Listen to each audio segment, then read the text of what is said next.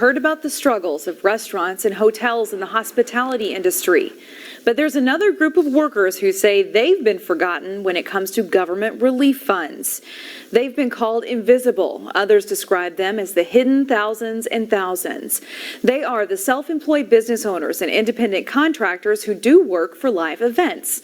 As Corey Bork reports in this week's Business Matters, these workers are part of the hardest hit industry, who they say no one is really talking about.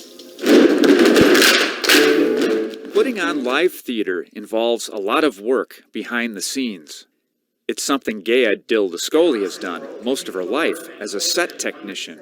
I was a mid-career professional in technical theater. I was making a comfortable living in my chosen field. She helped with productions at Park Center and Brooklyn Center high schools, but made most of her income through well-known Twin Cities theater venues. On March 13th of 2020, I lost 8 jobs in 36 hours. Many of those venues still haven't returned to performances in front of live audiences. The lack of income forced Dill-D'Ascoli to leave theater. She ended up finding work in residential remodeling. It is what it is. It pays the bills. I would love to come back to theater, but in the past year and a half, I have made exactly $2,000 as a theatrical technician. Theater is just one example of the live events industry. We started to see some of the comeback, and that's what we were excited about. But as we talked about earlier with the new variant popping up, we're seeing more and more events canceling in the last couple weeks alone. Mark Johnson is CEO of Star Exhibits.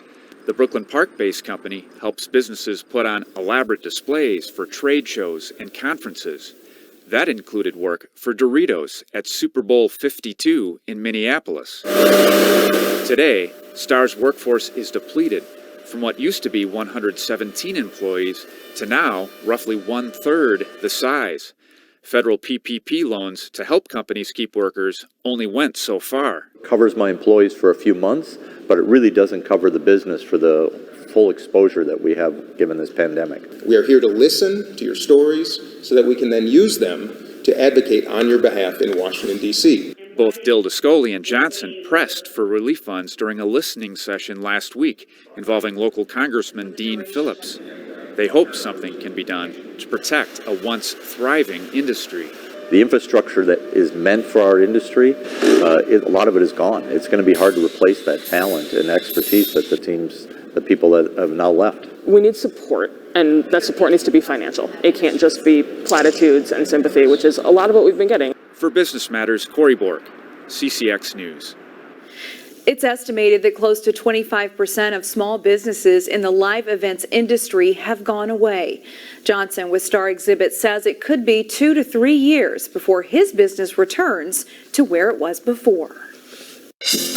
Find more local news stories at ccxmedia.org and follow us on social media.